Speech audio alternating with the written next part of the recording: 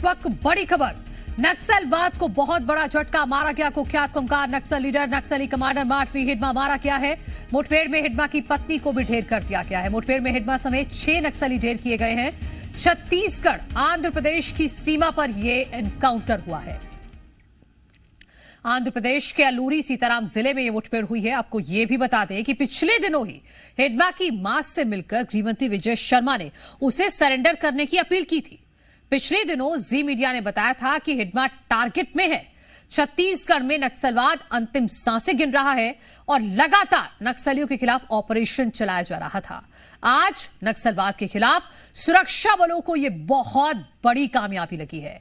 1 करोड़ का सबसे बड़ा नक्सली कमांडर माडवी हिडमा, इसको मार गिराया गया है। साथ ही उसकी पत्नी को ढेर किया गया है। तस्वीरें हम आपको माडवी हिडमा की भी दिखा रहे हैं। ये ढेर कर दिया गया है। 1 करोड़ का इस पर इनाम था। बड़ी जानकारी आपको यह दे दें कि कुछ दिनों पहले हिडमा की मां से मिले थे छत्तीसगढ़ के गृहमंत्री विजय शर्मा और उन्होंने सरेंडर करने की अपील की थी। पिछले दिनों जी मीडिया ने यह भी बताया था कि हिडमा टारगेट में है छत्तीसगढ़ में, क्योंकि नक्सलवाद अब अपनी अंतिम सांसें गिन रहा है और हिडमा से पहले कई ऐसे नक्सली कमांडर हैं जिनको ढेर किया जा चुका है। तो अगला नंबर हिडमा का था और इसकी जानकारी सरकार की तरफ से पहले दी गई थी, क्योंकि सरकार की तरफ से लगातार अपील की जा रही थी कि आप सरेंडर कर दीजिए। अगर सरेंडर नहीं करेंगे तो यही हश्र होगा। और हिडमा नहीं माना। वो लगातार इस बात का काउंटर करता रहा कि वो किसी भी कीमत पर सरेंडर नहीं करेगा। और अब देखिए कि एनकाउंटर में 1 करोड़ का ये खूंखार नक्सली मार गिराया गया है। सुकमा के पूर्वती गांव का रहने वाला है हिडमा। बचपन से ही नक्सल संगठन में ये चला गया था। इसकी बनाई हुई प्लानिंग से नक्सल संगठन को कई सफलताएं भी मिली। पहले एरिया कमेटी, डीवीसीएम और फिर डीकेएसजेडसी कैडर में रहा है। नक्सलियों की बटालियन नंबर 1 का कमांडर भी था। टेकलगुड़े में पुलिस को एम्बुश में फंसाकर इसने हमला किया था। इसमें 21 जवान शहीद हुए थे। अन्य कई नक्सली घटनाओं का भी ये मास्टरमाइंड रहा है। और करीब साल भर पहले नक्सलियों ने प्रमोशन किया, केंद्रीय कमेटी में इसको शामिल कर लिया गया। लेकिन अब ये 1 करोड़ का खूंखार नक्सली हिडमा मारा गया है और इस एनकाउंटर में इसकी पत्नी भी मारी गई है। ये 100% अब कंफर्म हो गया है। जी मध्य प्रदेश छत्तीसगढ़ उसी से जुड़ी आपको तस्वीरें भी दिखा रहा है। जो पहली तस्वीर है, ये कुछ हथियार जो बरामद किए गए हैं और साथ ही नक्सलियों के यहां शव हैं और एक एक करके उन नक्सलियों की तस्वीर भी हम आपको दिखा रहे हैं जिन नक्सलियों को ढेर किया गया है। ये हिडमा की पत्नी है जिस पर 50 लाख रुपए का इनाम था और हिडमा समेत उसकी पत्नी और 4 अन्य नक्सली ढेर किए गए हैं। उनके बारे में अभी जानकारी आना अभी बाकी है। लेकिन यह बहुत बड़ा झटका नक्सलवाद को यहां पर लगा है, क्योंकि इससे पहले भी कई इनामी ढेर किए जा चुके हैं, लेकिन लगातार हिडमा टारगेट पर था। हमारे सहयोगी हैदराबाद से गिरी हमारे साथ जुड़ गए हैं। गिरी, हिडमा मारा गया, उसकी पत्नी ढेर कर दी गई, जो बाकी 4 नक्सली हैं उनके बारे में क्या जानकारी है? देखिए, आप जैसे कह रहे हैं बिल्कुल वो सही था जी। हम जैसे से हम खबर ये दिए थे कि नेक्स्ट टारगेट हिडमा ही होगा, बिल्कुल वैसे ही हुआ है।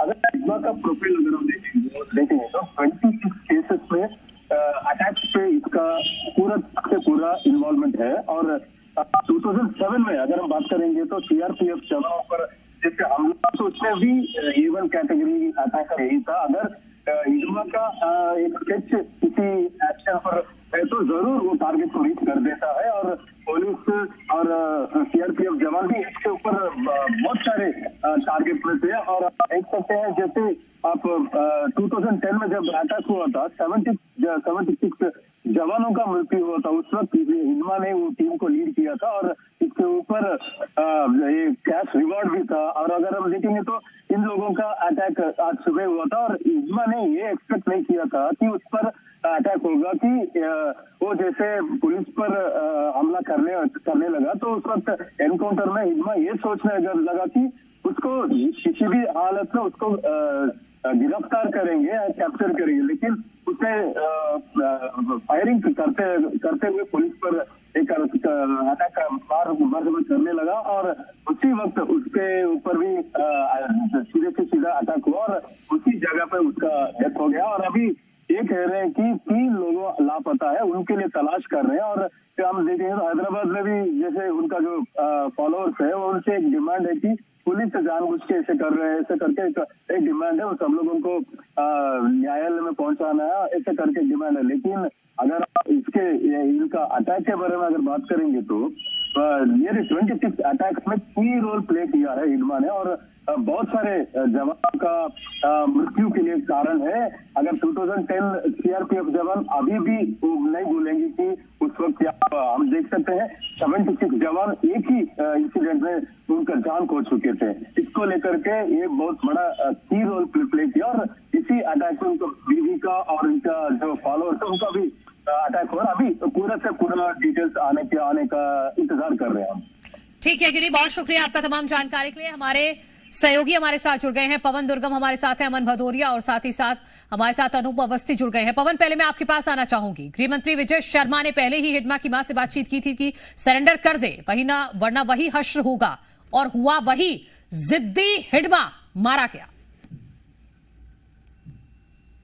जी देखिए, जिस जिले में यह पूरा घटनाक्रम हुआ है, अल्लूरी सीताराम राजू का जो डिस्ट्रिक्ट है, करीब 5 से 6 दशक पहले वहां से माओवाद एक तरीके से वहां शुरू हो गया था। उसके बाद फिर धीरे धीरे छत्तीसगढ़ की तरफ पहुंचा था। अब उसी इलाके में जो देश का सबसे बड़ा नक्सली है हिडमा, उसको मार गिराया गया है। अभी कुछ दिन पहले ही हिडमा की मां से गृह मंत्री ने मुलाकात की थी और कहा था कि वो सरेंडर कर जाए, और उसकी मां ने भी एक तरीके से भावुक जो अपील है वो हिडमा के लिए की थी, लेकिन हिडमा ने उसको नहीं सुना। हिडमा जो छत्तीसगढ़ में अब तक के जो सबसे बड़े जो नक्सल हमले थे, जिसने देश को हिला दिया था, जिसमें 2010 में ताड़मेटला का कांड हुआ था, जिसमें 76 जवान मारे गए थे, झीरम का कांड, फिर टेकुलगुड़म का काम, तो वो बहुत बड़े जो मुठभेड़ रहे हैं उसका वो मास्टरमाइंड रहा है और साथ ही साथ रणनीति बनाता रहा है। और पूरे संगठन को जिस तरीके से साउथ बस्तर में उसने खड़ा किया था, अब वो एक अध्याय यहाँ खत्म होता दिख रहा है। लगातार छत्तीसगढ़ में जिस तरीके से ऑपरेशन चल रहे थे और लगातार हिडमा को लेकर ऑपरेशन बनाए जा रहे थे, उस तरीके से प्लानिंग की जा रही थी, तो माना जा सकता है कि छत्तीसगढ़ में प्रेशर बहुत आज के डेट में है। जिस तरीके से डीआरजी परफॉर्म कर रही है, लगातार नक्सल मुठभेड़ों में नक्सलियों को मार गिराया गया। यही वजह है कि बताया जा रहा था कि हिडमा और जो बड़े नक्सल इसकी पत्नी और दूसरे जो लीडर्स है वो या तेलंगाना में छुपे होंगे या फिर आंध्र प्रदेश जा सकते हैं। लेकिन अब जो खबर निकल के आ रही है, देश भर के लिए एक बहुत बड़ी खबर है कि हिडमा आखिरकार मारा गया। बहुत बड़ी खबर है ये। पवन, लौटूंगी मैं आपके पास। हमारे साथ एसोसिएट एडिटर रुपेश गुप्ता भी जुड़ गए हैं। रुपेश, अगर पॉइंट वाइज हमारे दर्शकों को आप समझाएं कि कितनी बड़ी कामयाबी है ये मार्च 2026 के टारगेट के लिहाज से, क्योंकि हिडमा मारा गया तो अब अगला कौन? कुरुक्षेत्र दे सहारनपुर दे पंचकूला दे कॉलेज जेडे ने 2013 का दरभा घाटी का संहार और 2017 का सुकमा का, जिसमें हिडमा और उनके साथियों ने जो सुरक्षा बल हैं उनको निशाना बनाया था। और ये बेसिकली 43 साल का व्यक्ति है और बटालियन नंबर 1 का कमांडर रहा है। इसके अलावा जो दंडकारण्य स्पेशल जोनल कमेटी है उसका सेक्रेटरी था, उसका सबसे बड़ा लीडर था। और इसके सिर पर अलग अलग राज्यों में मिलाकर के 4 करोड़ से ज्यादा की राशि थी। लंबे समय से हिडमा की तलाश कर रही थी, सिर्फ छत्तीसगढ़ नहीं बल्कि आंध्र प्रदेश और तेलंगाना, महाराष्ट्र, उड़ीसा जो कि नक्सल प्रभावित क्षेत्र हैं, उन तमाम जगहों की जो फोर्सेस है वो लगातार कर रही थी तलाश इसकी। लेकिन ये पकड़ में नहीं आ रहा था क्योंकि ये जंगल के रास्तों से बखूबी वाकिफ था और किस तरह से निकलना है, किस तरह से जाना है, कौन सा रास्ता किस तरफ जाएगा, तो ये कई बार चंगुल में आते आते बचा है। लंबे समय से इंटेलिजेंस सारा लगा रखा था लेकिन इसका पता नहीं चल पाता था। खबर ये थी कि नल्ला मल्ला जो कि अल्लूरी सीताराम जहाँ पे ये ऑपरेशन हुआ है, यहाँ पे मारी दुल्ली जो जगह है वहाँ पे ये ऑपरेशन हुआ है और नल्ला मल्ला जैसी जगह, ये जगह वो जगह है जहां पे इसकी लास्ट लोकेशन दिवाली के आसपास देखी गई थी। और यहां पे माना यह जा रहा था कि बड़े नक्सली लीडर्स के साथ जो हालात बने थे उस पर ये लोग मीटिंग्स कर रहे थे। लेकिन जब छत्तीसगढ़ ये वापस लौटने की कोशिश करने लगा तो वहां पे पुलिस ने, पूरी सुरक्षा बलों ने पूरी बैरिकेडिंग कर रखी थी और अंदर घुसने का रास्ता पूरी तरह से बंद था। लिहाजा ये आंध्र प्रदेश में जिस लोकेशन में उसको सेफ जगह मिली वहां पे रुक गया और वहां पे ही ग्रे हाउंड्स ने जो है आंध्र प्रदेश की, जैसे हमारे यहाँ डीआरजी है वैसे ही वहां की लोकल फोर्स है, उसने इसको न्यूट्रलाइज किया और इसके साथ इसकी पत्नी भी मारी गई। 6 लोगों के मारे जाने की खबर है। जाहिर तौर पे ये बड़ी कामयाबी है सुरक्षा बलों के लिए कि बड़े बड़े कमांडर्स मारे जा रहे थे, लेकिन जो हिडमा था वो पहुंच से लगातार दूर था। लेकिन हिडमा के मारे जाने के बाद ये बड़ी कामयाबी के तौर पर दर्ज होगा। सिर्फ इस लिहाज से नहीं कि वो एक जोनल कमांडर था, सिर्फ इस लिहाज से नहीं कि एक बटालियन का हेड था, सिर्फ इसलिए नहीं कि वो एक बहुत अच्छा रणनीतिकार था, बल्कि इसलिए कि हिडमा नक्सलियों के लिए एक हीरो जैसा था। उनसे वो इंस्पायर्ड होते थे लोग और नक्सलवाद में शामिल होते थे। तो सबसे बड़ा जो मोरल सेटबैक है वो ये है कि हिडमा के मारे जाने के बाद जो नक्सल बरगला लिया करते थे वहां के युवाओं को, उसको बहुत बड़ा झटका लगेगा। एक तरह से कहते हैं कि नक्सलवाद की रीढ़ की हड्डी को सुरक्षा बलों ने यहां पर तोड़ दिया है। मैं आपके पास आना चाहूंगी अनूप अवस्थी, क्योंकि जैसा कि रुपेश भी जिक्र कर रहे हैं कि कितना बड़ा ये नक्सली था, तो उतनी ही बड़ी प्लानिंग, उतनी ही बड़ी स्ट्रैटेजी और उतना ही बड़ा एग्जीक्यूशन सुरक्षा बलों की यहां पर तारीफ करनी होगी। 2013, 2017 समेत 26 बड़े सशस्त्र हमलों का जिम्मेदार था ये नक्सली हिडमा जो अब मारा गया है। उस प्लानिंग के बारे में आप बताइएगा। बिल्कुल मनु, ये एक बहुत बड़ी अचीवमेंट है फोर्स के लिए, ना ही सिर्फ ये आंध्र प्रदेश के लिए बल्कि छत्तीसगढ़ और तेलंगाना के लिए। इस साल अगर हिडमा को हम जोड़ दें तो टॉप कैडर के कुल 10 माओवादी ढेर हो चुके हैं।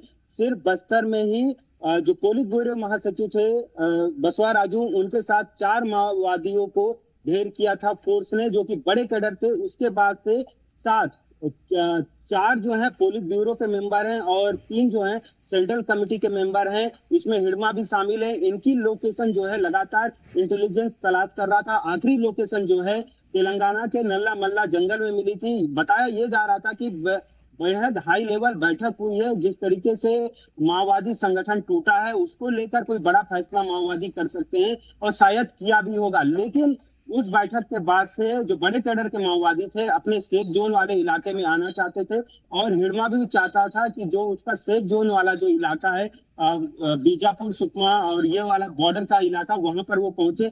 लेकिन फोर्स ने 3000 जवानों को छत्तीसगढ़ में उतारा। बस्तर, दंतेवाड़ा, बीजापुर, सुकमा, इन जिलों के डीआरजी के जवान, एसटीएफ के जवान, ये सारे जवान मौके पर उतरे और एक बड़ा ऑपरेशन लॉन्च किया गया। तकरीबन 2 हफ्ते तक लगातार ये ऑपरेशन चलता रहा, जिसकी वजह से हिडमा को यहाँ पर आना मुश्किल हुआ और यही एक बड़ा कारण बना हिडमा की मौत का। हिडमा ने यह फैसला लिया कि वो तेलंगाना से होता हुआ आंध्र प्रदेश, जो कि पापीकोंडा का नेशनल पार्क इलाका है, वहां से होते हुए ये मारीगुडेम का जो जहां पे एनकाउंटर हुआ है वहां पर पहुंचा था। और इस बात की भनक आंध्र प्रदेश की फोर्स को लगी। ग्रेहाउंड ने आज बड़ा ऑपरेशन किया। सुबह 6 से 7 बजे के बीच ये ऑपरेशन हुआ। 6 बड़े कैडर के माओवादी ढेर किए गए और हमें जो जानकारी मिल रही है इन सभी के नाम आ चुके हैं। हिडमा केंद्रीय समिति का मेंबर है, मरगम्मा राजे जो कि हिडमा की वाइफ है, जो कि स्पेशल जोनल कमेटी मेंबर भी है। इसके अलावा लखम डीसीएम है, ये कमली पीपीसीएम है, मल्ला पीपीसीएम है और देवे जो कि हिडमा का गार्ड है। इन 6 लोगों को मार गिराया है फोर्स ने। बहुत बड़ी कामयाबी अनूप, ये सभी जो मारे गए हैं ये सभी हिडमा के सहयोगी हैं। अगर टोटल देखा जाए तो कितने करोड़ का इनाम बनता है फिर इन 6 के 6 नक्सलियों पर?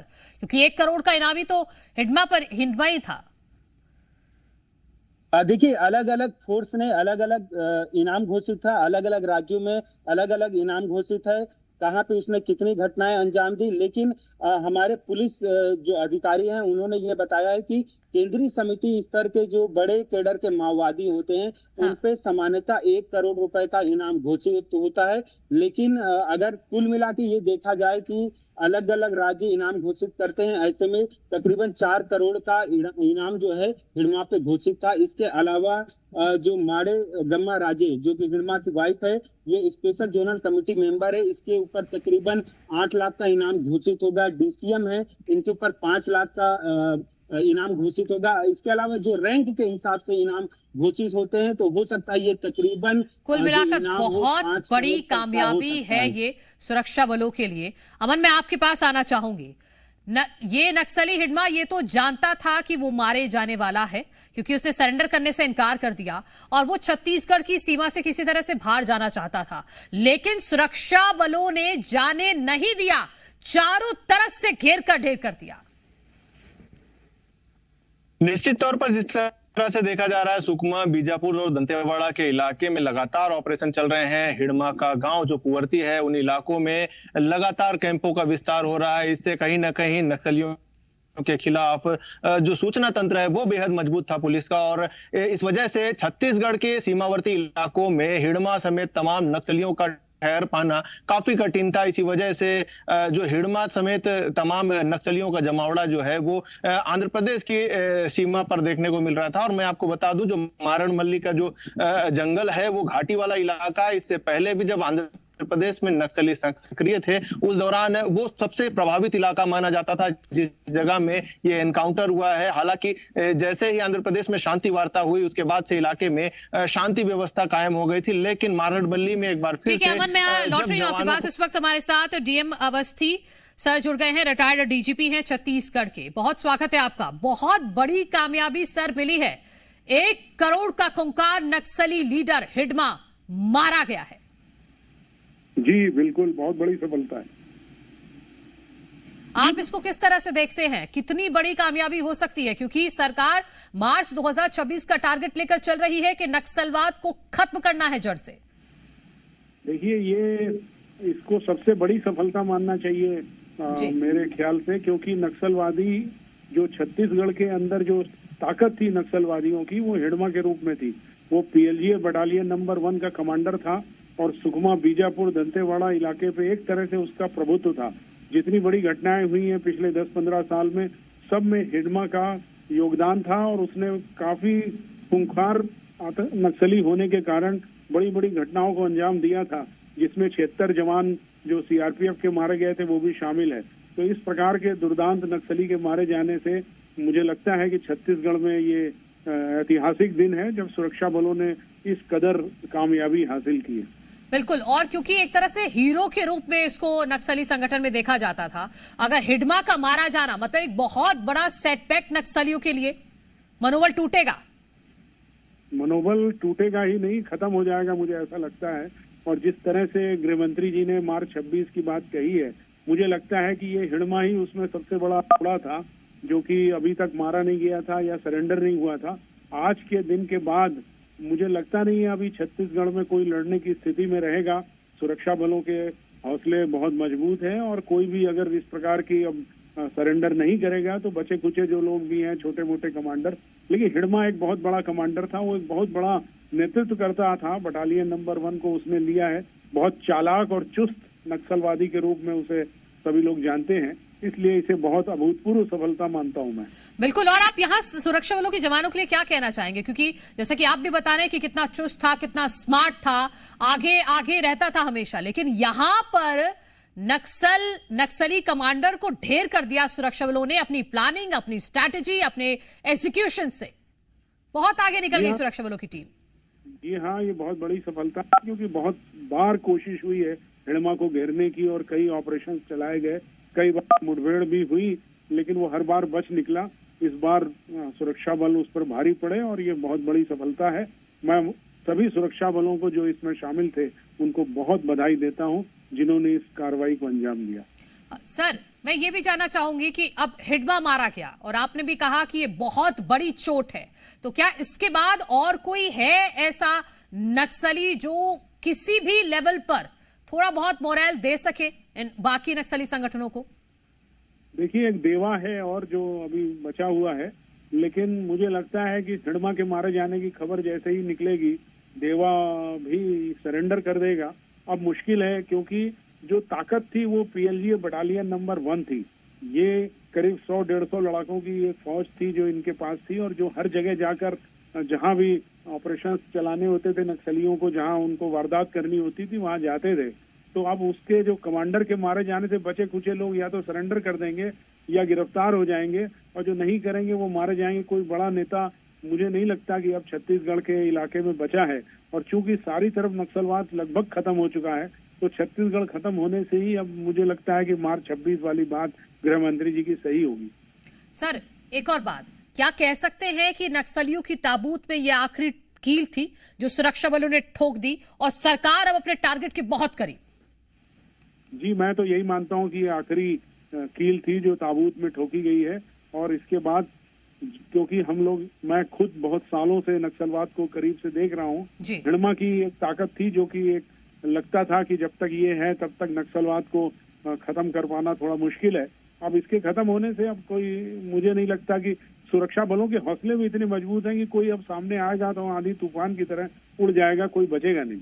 तो बहुत बड़ी सफलता। जी सर, पहले हिडमा को चेताया गया सरकार की तरफ से। गृह मंत्री विजय शर्मा खुद उसकी मां से मिलने गए थे, मां ने अपील की थी, लेकिन मां की बात में हिडमा ने नहीं मानी, और यही वजह है कि एनकाउंटर में अब ढेर हो गया। देखिए, सरकार की तरफ से बहुत कोशिशें लंबे समय से जारी हैं। केंद्रीय गृह मंत्री जी ने, राज्य सरकार ने, मुख्यमंत्री जी ने, सबने बार बार कहा कि लोग सरेंडर कर दो। और गृह मंत्री जी मिलने पिछले 10 दिन पहले ही हिडमा के गांव गए थे, उनकी मां से मिले, और उन्होंने वहां पर कहा कि आप लोग सरेंडर करवाइए। लेकिन वो शायद उसने अपनी माँ, और ये लोग काफी समय से जंगल में हैं, ये इनको कोई परिवार से कोई नहीं है, ये तो बस खूनी लड़ाई लड़ रहे थे और अब खत्म हो गए। सर, क्योंकि आपने बहुत करीब से देखा है नक्सलियों के खिलाफ जिस तरह से ऑपरेशन चलाए गए हैं अभी तक, स्ट्रैटेजिकली आप क्या बदलाव देखते हैं? टेक्नोलॉजी का किस तरह से इस्तेमाल किया जाता है इस तरह के ऑपरेशंस को अंजाम देने में? ये दोनों चीजें हैं। देखिए, सुरक्षा बलों का सबसे बड़ी बात तो समन्वय है। CRPF, BSF, ITBP, state police, DRG, grey hound, सब मिल करके एक ही मिशन पे काम कर रहे हैं, पहली चीज। दूसरी चीज ये है कि जो इंफॉर्मेशन है, इंटेलिजेंस, वो काफी अपग्रेड हुई है, उसमें टेक्नोलॉजी का बहुत बड़ा योगदान है। ह्यूमन इंटेलिजेंस के साथ साथ टेक्नोलॉजी का जो योगदान है, उसने ये दिन दिखाए हैं कि छत्तीसगढ़ में और आसपास के इलाकों में इस प्रकार से नक्सलवादी मारे जा रहे हैं। तो ये दो महत्वपूर्ण चीजें मैं मानता हूँ, समन्वय सुरक्षा बलों का, उनका साहस, और साथ में ये जो इंटेलिजेंस इनपुट्स हैं जो बड़े सटीक आ रहे हैं, और इसके ऑपरेशन करने में सफलता मिल रही है। और इस इंटेलिजेंस इनपुट में जो आसपास के गांव वाले हैं, उनका भी बहुत सपोर्ट रहता है सर? बिल्कुल रहता है, क्योंकि इंटेलिजेंस दो तरीके से इकट्ठी की जाती है। एक तो ह्यूमन आदमियों के द्वारा, तो गांव वाले हमें मदद करते हैं, और उसके आधार पर हम लोग टेक्निकल जो हमारे पास गैजेट्स हैं, जिस प्रकार से उनका यूज करके और सफलताएं, पिन पॉइंट इंफॉर्मेशन मिलने के बाद सफलता मिलना बहुत आसान होता है। और फिर भी ऑपरेशन जिस तरह से चलाए गए और सफलता जिस तरह मिली है, उस पर साहस और बहादुरी को हमेशा मैं सैल्यूट करूंगा सुरक्षा बलों के, क्योंकि चाहे कुछ भी हो जाए, सूचनाएं कितनी हो, दुर्गम जंगलों में इस प्रकार के दुर्दान नक्सलियों से लड़कर उन्हें मार गिराना बहुत बड़ी बहादुरी है, बहुत बड़ी वीरता। सर, और सरकार को लेकर आप क्या कहेंगे? क्योंकि पिछले 1 साल का अगर आंकड़ा देखें तो कई बड़े नक्सलियों के नाम सामने आते हैं जिनको ढेर किया गया है, और जिन्होंने सरकार की योजनाओं से प्रभावित होकर सरेंडर भी किया है, वो मुख्यधारा में लौटे हैं। देखिए, केंद्रीय गृह मंत्री जी ने जब से ये कहा है कि मार्च 26 तक समाप्त हो जाएगा नक्सलवाद, राज्य सरकार की भी बहुत इसमें अहम भूमिका है, और केंद्र सरकार की तो है ही है। सारे लोग मिल करके, और जिस प्रकार से और भी विकास कार्य चलाए जा रहे हैं राज्य सरकार के द्वारा, मुझे लगता है कि बस्तर जो है एक बहुत लंबे समय से 40-50 साल से जो दंश झेल रहा था नक्सलवाद का, वो खत्म होगा, और वहां पर एक विकसित हिस्सा होगा देश का बस्तर, जो कि टूरिज्म पॉइंट ऑफ व्यू से भी बहुत अच्छा है, और माइनिंग और अन्य क्षेत्रों में भी उसमें बहुत खनिज है। तो मैं समझता हूँ कि ये राज्य सरकार और केंद्र सरकार उसी दिशा में आगे बढ़ रही है। सर, एक और सवाल, नक्सली हिडमा के मारे जाने के बाद छत्तीसगढ़ के कौन कौन से क्षेत्र से हम समझे कि अब जो नक्सलवाद का भय है वो पूरी तरह से खत्म हो जाएगा? सभी जगह खत्म हो जाएगा, क्योंकि जो ये हिडमा था, इसका जो आतंक था वो सुकमा, बीजापुर, दंतेवाड़ा में था। जो छोटे दलम होते हैं नक्सलियों के, जो छोटे ग्रुप होते हैं, उनको भी इसका सपोर्ट था कि अगर कोई बात है तो हिडमा है। वो डायनामिक ये बटालियन थी, ये एक जगह स्टैटिक नहीं थी, हर जगह घूमते थे ये, कभी सुकमा में है, कभी बीजापुर में, कभी दंतेवाड़ा में, कभी कहीं चले गए। तो इस प्रकार से एक भय का जो वातावरण था वो इसी का था, और उसके खत्म होने से अपने आप ही मुझे लगता नहीं है कि अब कहीं कोई भय बचा है। जगदलपुर और दंतेवाड़ा तक तो पहले भी नहीं था, सुकमा बीजापुर के अंदरूनी इलाकों में भी अब सुरक्षा बलों की पकड़ है, और मारा गया हिडमा तो अब कुछ बचेगा नहीं, सब तरफ सुरक्षा का वातावरण होगा और लोग चैन से।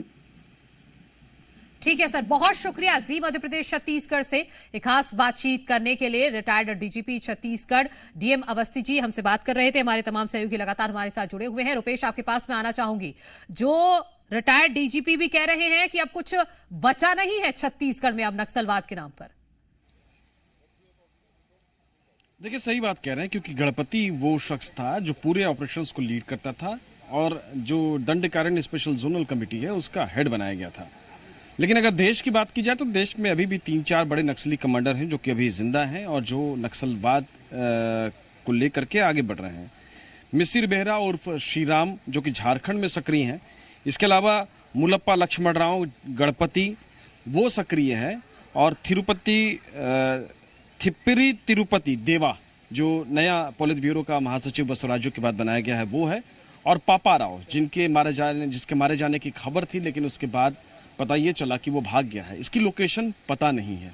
तो अब गिनती के कुछ लोग बचे हुए हैं, कुछ कमांडर्स बचे हुए हैं, कुछ पुराने हैं जो लंबे समय से नक्सलवाद का झंडा बुलंद किए हुए हैं, उठाए हुए हैं और आतंक के पर्याय बने हुए हैं, बेगुनाहों की जान ले रहे हैं, सुरक्षा बलों को निशाना बनाते रहे हैं लंबे समय तक। तो कुछ ही नाम बचे हुए हैं।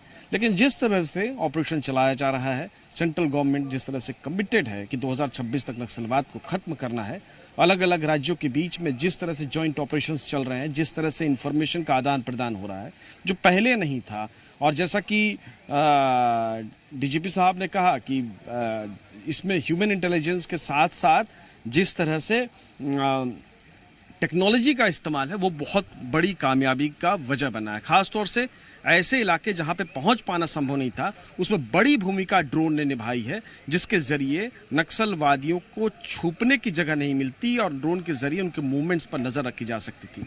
इसके अलावा धीरे धीरे जिस तरह से फोर्सेस आगे बढ़ती चली गई, मोबाइल टावर्स लगाया, कनेक्टिविटी से जोड़ा गया, उसने भी नक्सलवाद को मार्जिनलाइज्ड किया। और तीसरी महत्वपूर्ण चीज की इंटर स्टेट जो कोऑर्डिनेशंस और लगातार मीटिंग्स थे जिसमें सूचनाओं का आदान प्रदान हुआ, और इसको लीड सेंट्रल गवर्नमेंट कर रही थी, तो ये बड़ी कामयाबी की वजह मिली। क्योंकि इससे पहले जो लीड थी वो सेंट्रल गवर्नमेंट सपोर्ट करती थी और स्टेट गवर्नमेंट ऑपरेशन करती थी, लेकिन इस वजह से जो इंटर स्टेट इंफॉर्मेशन थी वो स्मूथली पास नहीं हो पाती थी, और कहीं ना कहीं वो एक वजह बनती थी कि नक्सलवाद एक राज्य में घटना को अंजाम देते थे, फिर दूसरे राज्य में चले जाते थे। लेकिन जो धीरे धीरे कामयाबी मिली है उसकी बड़ी वजह ये रही है कि जो लोकल विंग्स बनाए, चाहे ग्रे हॉर्न्स बनाया गया आंध्र प्रदेश में, डीआरजी बनाया गया छत्तीसगढ़ में, जो लोकल भौगोलिक स्थितियों से जानकार लोग थे उनको फोर्स में शामिल किया गया। उनकी इंफॉर्मेशन, उनकी जंगल की जानकारी, स्थानीय जानकारी, उसका इस्तेमाल करके जो फोर्सेस हैं उन फोर्सेस ने ऑपरेशन को अंजाम दिया और कामयाबी को हासिल किया। तो छोटे छोटे कदम उठाए गए, लेकिन महत्वपूर्ण कदम उठाए गए।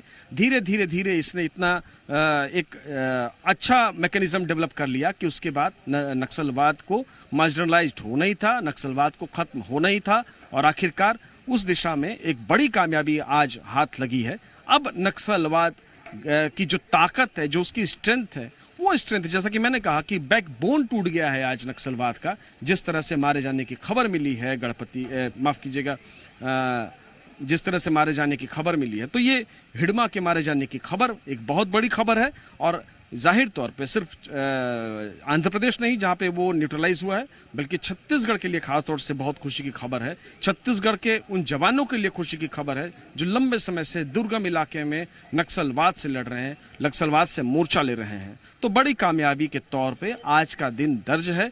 और जाहिर तौर पे कुछ दिनों के बाद इसी महीने के आखिरी में प्रधानमंत्री नरेंद्र मोदी डीआईजी सम्मेलन में छत्तीसगढ़ आने वाले हैं, तो उससे पहले एक बड़ी सौगात मिली है नक्सल मोर्चे पर लड़ते हुए अलग अलग राज्यों के जो जॉइंट ऑपरेशंस हैं, जो सेपरेट ऑपरेशंस हैं, उन ऑपरेशंस के जरिए जो मुहिम है कि 2026 तक नक्सलवाद को खत्म किया जाए, उस दिशा में एक बड़ी कामयाबी के तौर पे आज को दर्ज किया जाएगा। लेकिन अभी भी कुछ कमांडर्स हैं, खासतौर से झारखंड, तेलंगाना, ऐसी जगहों पे, और जो पापा राव हैं उनकी लोकेशन ट्रेस आउट नहीं है। हालांकि इंटेलिजेंस के पास क्या इसकी जानकारी है कि नहीं है, क्योंकि जो जानकारी इस सतह पर है या जो जानकारी पब्लिक डोमेन में है उसके मुताबिक उनके बारे में कोई जानकारी नहीं है।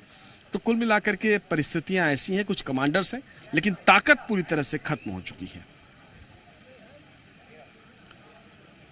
आज का दिन वाकई काफी बड़ा, क्योंकि इतना बड़ा नक्सली लीडर जो कि ढेर किया जा चुका है। पवन, मेरी आवाज आप तक पहुंच रही है? जी पवन, मेरा सवाल ये, क्योंकि जो ग्रामीण अब तक डरते थे, कहीं ना कहीं इतने सारे एनकाउंटर सरेंडर के बाद भी उनमें थोड़ा बहुत डर जरूर था, लेकिन अब उन्हें ये यकीन हो चला होगा कि आज का दिन जो सामने आया उसके बाद सरकार उनके हित में लगातार काम कर रही है, कोई बाहरी ताकत उनका कुछ भी बिगाड़ नहीं सकती। जी देखिए, निश्चित तौर से वो जो डर है वो खत्म होगा, लेकिन यहाँ एक चीज और हमको लेके चलना होगा कि जिस तरीके से नक्सली यहाँ रणनीति बनाकर उनको एग्जीक्यूट करते थे, जिसका सबसे बड़ा चेहरा हिडमा था, उसके समर्थन में भी कुछ लोग रहा करते थे जिनके साथ कुछ गलत हुआ हो। लेकिन बहुत बड़ी एक ऐसी संख्या है, बहुत बड़े ऐसे लोग हैं जिन्होंने अपनों को खोया है। नक्सलियों के जो बड़े कैडर हैं, बड़ी टीम है, उन्होंने हत्याएं की हैं, या स्मॉल एक्शन टीम अभी भी हत्या कर रही है। तो वैसे लोग हैं जो जरूर चाहेंगे कि इस पूरे इलाके से नक्सलवाद खत्म हो और नक्सलवाद का समूल नाश हो और सरकार की योजनाओं का उनको कहीं ना कहीं लाभ मिले। इस पूरे सेगमेंट में आप देखेंगे तो सरकार और सुरक्षा बलों ने बहुत ही प्लानिंग के साथ एक तरीके से काम किया है। सबसे पहले अबुझमाड़ का इलाका, उत्तर और पश्चिम बस्तर जो है, उसको एक तरीके से खाली किया गया, जिसमें अबुझमाड़ था और नेशनल पार्क इलाका, वहां से पूरी तरीके से नक्सलवाद को खात्मा कर दिया गया। कुछ दिन पहले भी एक मुठभेड़ हुआ था जिसमें पापाराव की पत्नी उर्मिला वो मारी गई थी। तो उसके बाद अब आशंका ये जताई जा रही थी कि पूरा का पूरा जो नक्सलवाद का कैडर है, या जो बड़े सेंट्रल कमेटी मेंबर है, या पुलिस ब्यूरो मेंबर है, या फिर उनका जो रेंज कमेटी है, या डीवीसीएम, या मिलिशिया, एलओएस कमांडर, वो सब साउथ बस्तर में उन्होंने शरण ली है, या साउथ बस्तर में उनका लोकेशन है। नल्लामल्ला फॉरेस्ट जो आंध्र प्रदेश का अल्लूरी सीताराम जिले में पड़ता है, वहां से एक फोटो पिछली बार निकल के आई दिवाली के आसपास, वो कहीं ना कहीं उनके लिए बहुत बड़ा एक सेटबैक नक्सलियों के लिए साबित हुई कि उससे एक उनका जो लोकेशन है वो धीरे से वहां से निकल के आया। और वहां पे ग्रे हाउंड ने एक सटीक प्लान बनाकर तीनों राज्य, छत्तीसगढ़, ओडिशा और आंध्र प्रदेश का, तीनों राज्यों का एक संयुक्त ऑपरेशन लॉन्च किया गया था, जिसमें एक बड़ी सफलता निकल के आया और देश का जो सबसे बड़ा नक्सली था हिडमा, वो मारा गया। खास तौर से इसमें एक चीज और बताना चाहूंगा, नक्सलवाद धीरे धीरे खत्म हो रहा है, या टारगेट 2026 जैसे जैसे आ रहा है नक्सलवाद खत्म होता जा रहा है। तो इसमें उन जवानों को श्रेय देना पड़ेगा। महाराष्ट्र की बात करें तो C60 के जो जवान हैं वहां उन्होंने बेहतर काम किया। छत्तीसगढ़ में डीआरजी और तेलंगाना और आंध्र प्रदेश में ग्रे हाउंड्स, ये तीन ऐसी टुकड़ियां हैं जिन्होंने नक्सलवाद को अब से करीब 1 साल पहले की स्थिति से लाकर अभी जिस स्थिति में छोड़ा है, इन जवानों को सैल्यूट करना पड़ेगा। इनका एक बहुत बड़ा योगदान है। जी निश्चित तौर पर मैं लौटूंगी आपके पास। अमन, आपके पास आना चाहूंगी, चूंकि बड़ी सफलता है। अब जो अगर हम स्थानीय नक्सलियों की बात करें या जो नक्सलवाद के रास्ते पर चल रहे हैं, उनका मनोबल तो टूटा ही है, लेकिन अब सवाल ये, क्योंकि माडवी हिडमा जो कि शांति वार्ता का विरोध करता रहा और उसने साफ कहा कि मैं सरेंडर नहीं करूंगा, उसके जो अनुयायी नक्सली रहे, क्या वो हथियार डालेंगे? निश्चित तौर पर ये एक बहुत बड़ी सफलता है और कहीं ना कहीं ये बात भी सामने आई है, जिस तरह से हिडमा के मौत की खबरें अब सामने निकल कर आ रही है, कहीं ना कहीं अब नक्सलियों का एक बड़ा जुमला जो है वो आत्मसमर्पण की ओर बढ़ेगा। इसके साथ ही मैं आपको बता दूं कि हाल ही में बसव राजू की एक बात सामने आई थी कि मौत से पहले बसव राजू ने भी हिडमा और देवा के सामने शांति वार्ता को लेकर प्रपोजल रखा था, लेकिन हिडमा और देवा दोनों ने ही आत्मसमर्पण और शांति वार्ता अपनी बात तो पूरी करिएगा, मैं लौटूंगी। अमन, आपके पास, रुपेश आपके पास आना चाहूंगी, क्योंकि अब हम बात करें नक्सलियों से संवाद के जिक्र कर लेते हैं, क्योंकि लगातार गृह मंत्री विजय शर्मा और केंद्रीय गृह मंत्री जब भी आए हैं छत्तीसगढ़, ये जिक्र रहा है कि संवाद से बात निपट सकती है, सरेंडर कर दे, रेड कारपेट पे उनका स्वागत किया जाएगा। और माडवी हिडमा वो नाम जो कि सरेंडर नहीं करना चाहता था, वहीं शांति वार्ता का विरोध भी किया। क्या आपको लगता है कि अब उसके जो अनुयायी थे वो शांति वार्ता के लिए आगे आएंगे या सरेंडर कर सकते हैं? क्या उनका मनोबल अब पूरी तरह से टूट चुका होगा, इस रास्ते पर आगे बढ़ सकते हैं? देखिए, डीएम अवस्थी ने साफ तौर से इशारा किया कि अब हिडमा के मारे जाने के बाद देवा भी सरेंडर कर देगा। देवा के सरेंडर करने की बात अगर होती है तो ये मान के चलिए कि पूरा नक्सली संगठन सरेंडर करने की स्थिति में है, क्योंकि हिडमा ही एकमात्र ऐसा व्यक्ति था जो जंगल में लड़ रहा था और जो सबसे बड़ी ताकत हुआ करता था पूरे नक्सलवाद की। अब ग्राउंड पे लड़ने वाले लड़ाके बचे नहीं हैं, क्योंकि जो पोलित ब्यूरो और सेंट्रल कमेटी के मेंबर्स हैं उनकी उम्र करीब करीब 70 साल के आसपास हो चुकी है। हिडमा एकमात्र ऐसा व्यक्ति था जो सेंट्रल तक पहुंच रखता था, लेकिन जो 40-45 साल का था, जो आइडियोलॉजिकली नक्सलवाद को लेकर के उतना ही कमिटेड था और ग्राउंड पर ही उतना ही तेज, चपल और चालाक किस्म का व्यक्ति था। तो दोनों जगहों पर था। ये जिस तरह से पूरी कमांड को संभाले हुए था, अब उसके मारे जाने के बाद कोई गुंजाइश बचती नहीं है। अब गणपति और श्रीराम दो ऐसे नक्सली बड़े लीडर्स हैं जो कि बचे हुए हैं, और श्रीराम चूंकि झारखंड में है, उसके बारूदी सुरंग जितनी उसने बिछा करके रखी हुई थी, जितने उसने सुरंगें बनाई हुई थी अपने रहने के लिए, वो तमाम जगहें वहां की फोर्स ने पहले से ही डिस्ट्रॉय कर दी है। तो वो भी भागा भागा फिर रहा है। पापा राव के बारे में जानकारी नहीं है कि वो कहाँ है, वो भी माना जा रहा है कि भागे भागे फिर रहा है।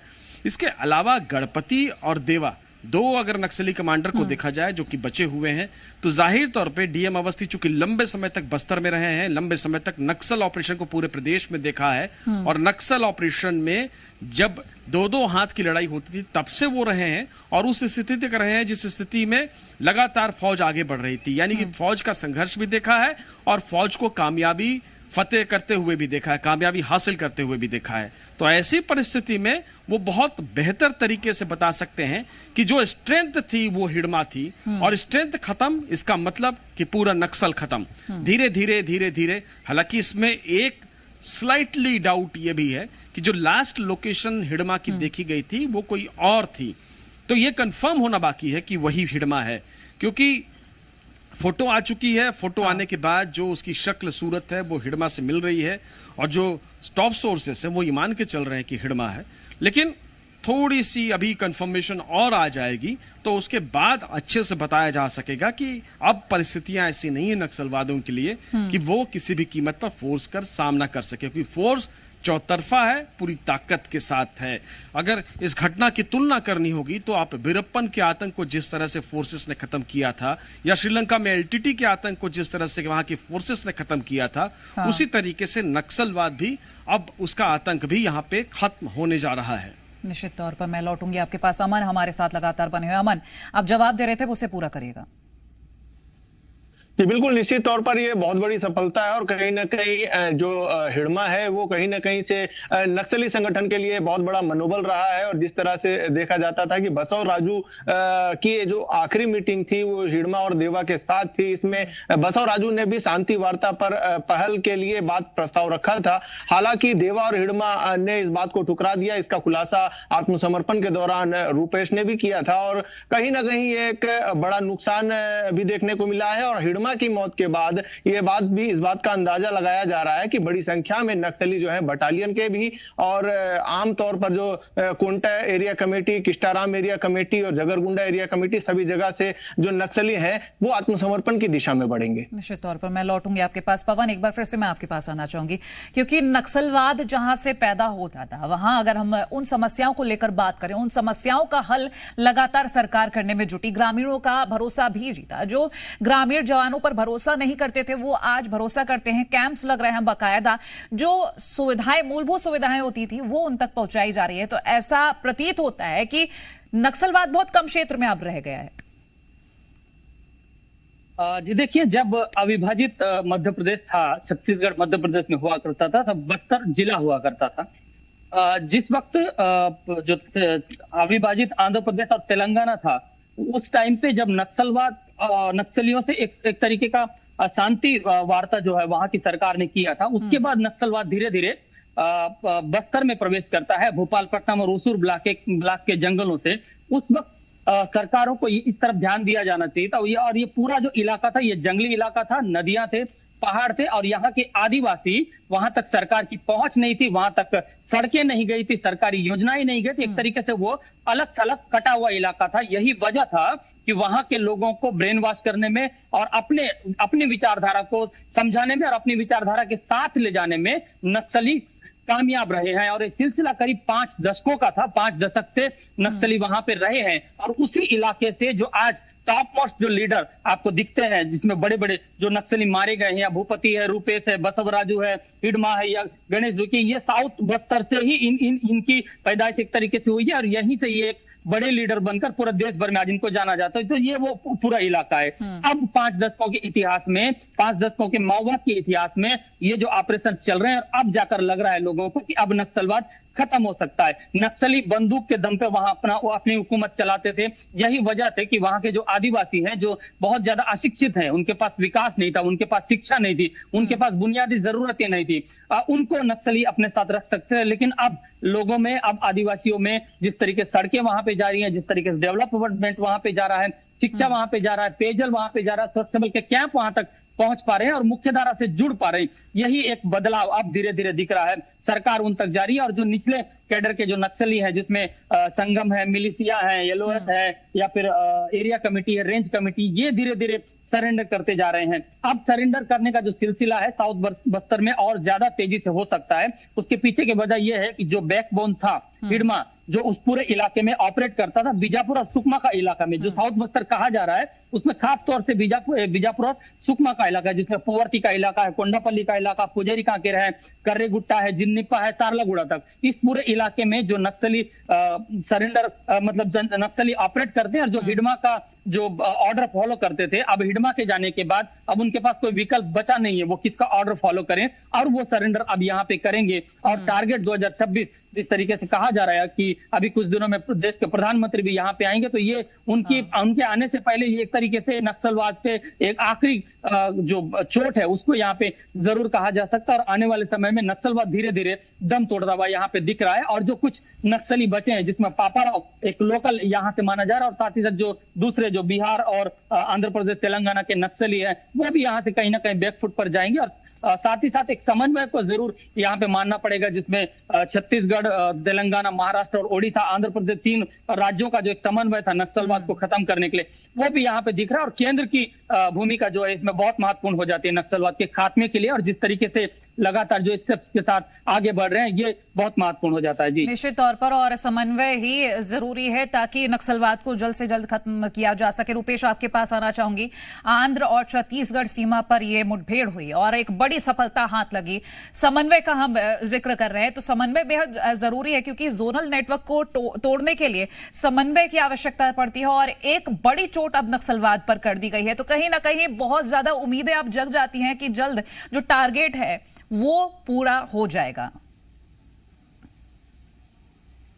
देखिए, सही कहा आपने। और जो नक्सलवादी हिडमा मारा गया है, उसमें समन्वय बहुत इंपॉर्टेंट रोल, क्योंकि जब से देवा पोलित ब्यूरो में टॉप कमांडर बना है, पोलित ब्यूरो का जनरल सेक्रेटरी बना है, तब से इनकी ताकत बहुत कम हो गई थी, क्योंकि बसवराजू ही सबसे बड़ा कमांडर था, जिसके मारे जाने के बाद नक्सली संगठन छिन्न भिन्न हो गए। और जिसमें जो किशन जी के भाई हैं, उसने सरेंडर किया, रुपेश ने सरेंडर किया। लेकिन जो इंपॉर्टेंट चीज थी कि हिडमा इस चीज को लेकर के राजी नहीं हुआ। रुपेश ने जैसा कि बताया सरेंडर होने के बाद कि बसवराजा के साथ मीटिंग हुई थी, देवा और हिडमा दोनों ने मना कर दिया था, कि उन्होंने कहा था कि हम लड़ाई लड़ेंगे। हिडमा छत्तीसगढ़ में नहीं मारा गया, जो उसका कोर इलाका रहा है, जिसके जंगलों में यहीं का है वो छत्तीसगढ़ का। बाकी कमांडर सभी दूसरे राज्यों के हैं, लेकिन हिडमा छत्तीसगढ़ का कमांडर है, सुकमा का है, बीजापुर का जंगल उसका देखा हुआ है, और उनके जंगलों में लगातार वो चकमा देता रहा है। और उन जंगलों से किस तरह से भागना है, कहां पे कितनी गहराई है वनों की, किस रास्ते से कौन सी पगडंडी कहां जाती है, कहां पे किस तरह से चकमा देना है, कौन सा गुफा है जो किस तरफ से निकलता है। रुपेश, माफी के साथ यहाँ रोक रहे हैं। आप सभी सहयोगियों का बहुत शुक्रिया।